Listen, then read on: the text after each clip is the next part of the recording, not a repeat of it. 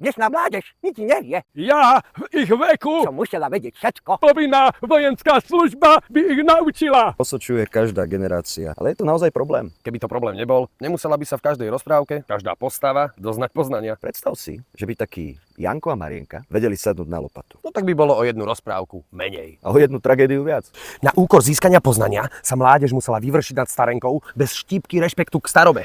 Keby sadnúť vedeli, tak by ich Ježibaba na večeru zožrala. Takto škaredo o babičke, čo nás vekom aj skúsenosťami predčí. Vychutnať sústa z malých detí. To je nič iné len žrať. Politika kráľovstva, nízky dôchodok, dane za domáce pečenie, minimálny odvod. Čo mala robiť? Zvyknúť si, prispôsobiť sa. Ale veď sa prispôsobila hustému lesu, kde ušla. A po všetkých tých perníčkoch, čo mala taký prebytok, že je aj na stavebné rekonštrukčné práce ostalo, dostala chuť na kúsok mäska. Nemáš slov, čo?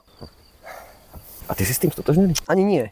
Ale logicky mi to inak nedáva zmysel. Veď to. A čo myslíte vy? Ako by ste nás rozsúdili? Ale lopatu chytiť vedeli. Však až takí hlúpi byť predsa nemohli. Počúvaj, a čo Snehulienka a 7 trpaslíkov? Čo zas?